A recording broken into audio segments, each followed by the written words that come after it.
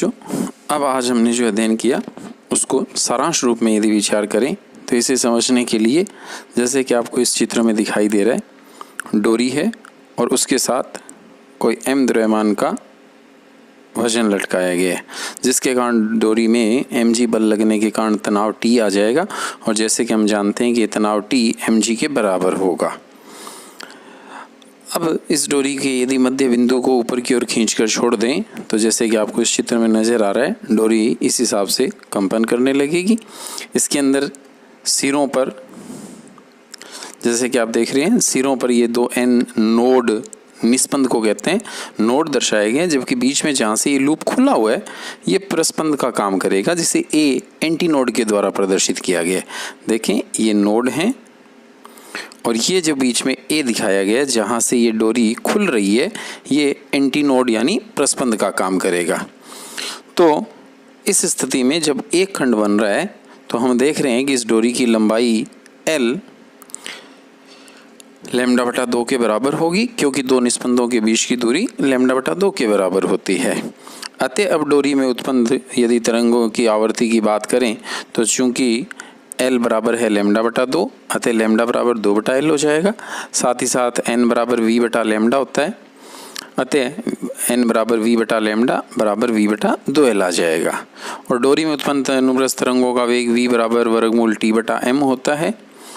अतः मूल स्वर जो इस वक्त उत्पन्न हो रहा है उसकी आवृत्ति n बराबर 1 बटा 2L रूट टी बटा एम आ जाएगी। इस सूत्र से आप देखें n बराबर v बटा 2L है और v का मान रूट टी बटा एम रख रहे हैं। अतः हमारे पास ये लाइन आ रही है n बराबर 1 बटा 2L वर्गमूल टी बटा एम। ये जो आवृत्ति होती है, इस आवृत्ति को डोरी में उत्पन्न मूल स्वरक अथवा प्रथम सन्नादि कहा जाता है।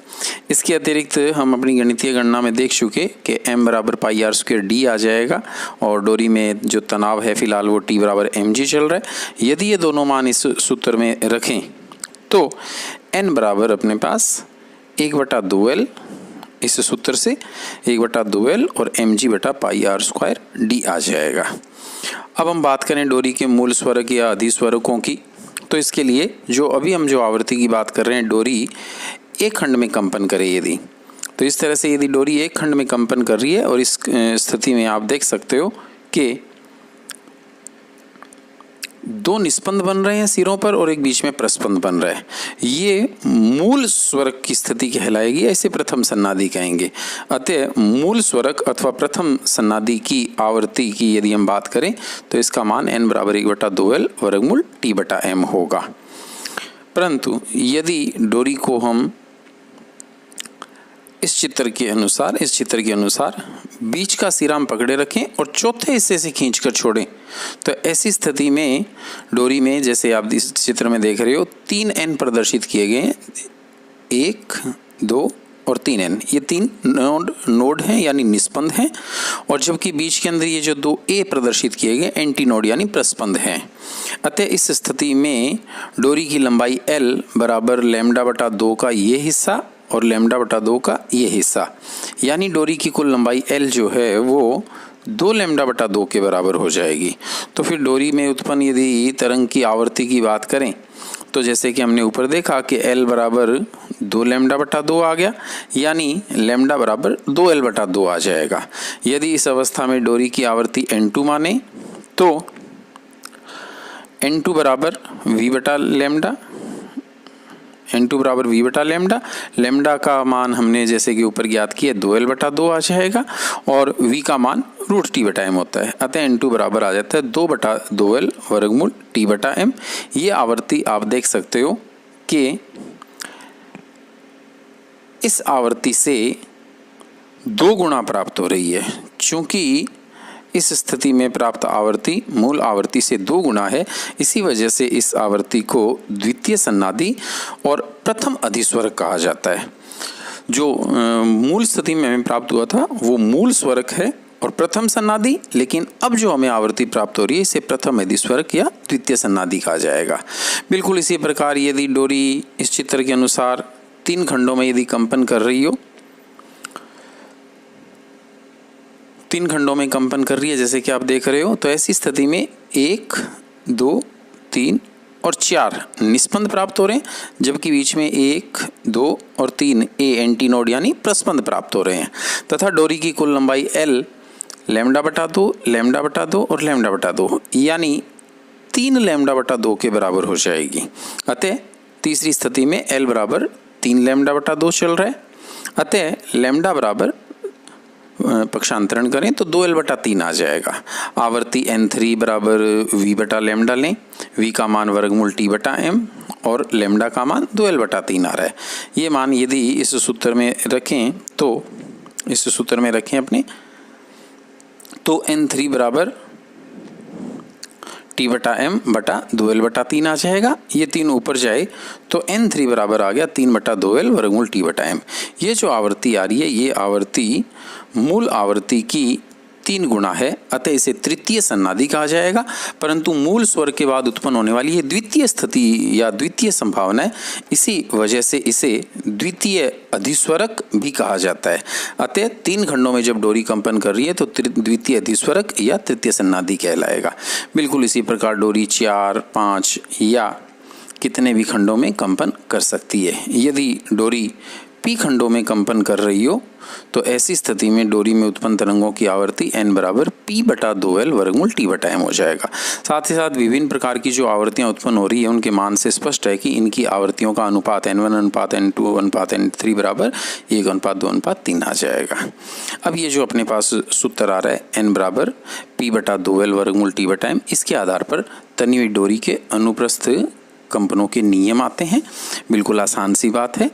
n आवृत्ति है, ये 3 राशियों T, M और L पे निर्भर है। यदि हम पहले नियम की बात करें तो इसे लंबाई का नियम कहते हैं। लंबाई के नियम के लिए इस सूत्र से T और M को नियत माने। यदि T और M को नियत माने तो स्पष्ट है कि n समानुपाती 1 बटा L होगा या n व्युत्क्रमानुपाती L होगा। इसी के लंबाई का नियम कह देते हैं। अतः लंबाई के नियम के अनुसार यदि डोरी के तनाव बल एवं एकांक लंबाई का द्रव्यमान m नियत हो तो कंपित डोरी की आवृत्ति n समानुपाती 1 बटा L होती है, या पक्षांतरण करें तो n गुणा L बराबर नियतांक आ जाएगा। यदि 2 अलग अलग प्रकार की स्थितियां हमारे पास हो तो n1 L1 बराबर n2 L2 या बराबर n3 L3, ये तीसरी स्थिति भी ली गई बराबर नियतांक होगा। साथ ही साथ n और 1 बटा L में ग्राफ खींचे तो ये सरल रेखा प्राप्त होगा, और n और L के मध्य ग्राफ खींचेंगे चूंकि n व्युत्क्रमानुपाती L के, अतः n और L का ग्राफ खींचेंगे अतिपरवलयाकार प्राप्त होगा। बिल्कुल इसी प्रकार दूसरा नियम है तनाव का नियम। जैसे कि इस सूत्र से स्पष्ट है कि n तनाव के वर्गमूल के समानुपाती है। अतः तनाव का नियम ये कहता है कि यदि m और L का मान नियत हो तो डोरी में उत्पन्न तरंगों की आवृत्ति तनाव के वर्गमूल के समानुपाती होती है। जैसे आप यहाँ पढ़ सकते हो कि यदि डोरी की लंबाई L और एकांक लंबाई का द्रव्यमान m नियत हो तो डोरी की आवृत्ति उसके तनाव के वर्गमूल के समानुपाती होती है। इसी तरह से इस नियम के अंदर यदि 2 अलग अलग स्थितियां ले लें n1 और T1, n2 और T2, तो आप देख सकते हो गणितीय गणना से n1 बटा वर्गमूल T1 बराबर n2 बटा वर्गमूल T2 बराबर नियतांक आ जाएगा। या यदि इसे हम हल करें तो n1 बटा n2 बराबर वर्गमूल T1 बटा T2 आ जाएगा। तीसरा नियम द्रव्यमान का नियम है। द्रव्यमान के नियम के लिए आप T और L को नियत रखें तो ऊपर जो मूल सूत्र आया अपने पास n बराबर P बटा 2L वर्गमूल T बटा M, इस सूत्र से स्पष्ट है कि n m के वर्गमूल के व्युत्क्रमानुपाती हो जाएगा। अतः तीसरा नियम जिसे द्रव्यमान का नियम कहते हैं के अनुसार यदि डोरी की लंबाई तथा उसमें तनाव T नियत रहे तो डोरी की आवृत्ति उसकी एकांक लंबाई के द्रव्यमान के वर्गमूल के व्युत्क्रमानुपाती होती है, अर्थात n समानुपाती 1 बटा वर्गमूल m या n समानुपाती m की घात -1 बटा 2 ले सकते हो। वर्गमूल का मतलब घात 1 बटा 2 होता है, ये बटा में है m, अतः ऊपर और जाके m की घात -1 बटा 2 हो जाएगा। या इसे पक्षांतरण करके यदि मैं गुणा में ले जाऊँ n के साथ तो नीचे वाली लाइन आ जाती है n गुणा वर्गमूल m बराबर नियतांक। यदि अलग अलग प्रकार के मान m1 और m2 हों, 2 डोरियों के n1 n2 उनमें उत्पन्न आवृत्तियां हों, तो आप देख सकते हो कि n1 बटा n2 बराबर 1/वर्गमूल m1 बटा 1/वर्गमूल m2 आएगा, जिसे हल करने पर ये लाइन आ जाएगी n1 बटा n2 बराबर वर्गमूल m2 बटा m1। ध्यान दोगे n में 1/2 है जबकि m में 2/1 आ जाएगा, क्योंकि ये व्युत्क्रमानुपाती है। साथ ही साथ अभी हमने जो अध्ययन किया उसके अंदर गणितीय गणना से हमने पता किया था कि m का मान πr² d आ जाएगा, इकाई लंबाई का द्रव्यमान। यदि ये मान हम सूत्र में रखें तो n समानुपाती जो 1/m था उसकी जगह n समानुपाती 1/वर्गमूल n समानुपाती 1/वर्गमूल πr² d आ जाएगा, या n समानुपाती 1/r वर्गमूल पाई d आ जाएगा। इसके आधार पर हम ये कह सकते हैं कि n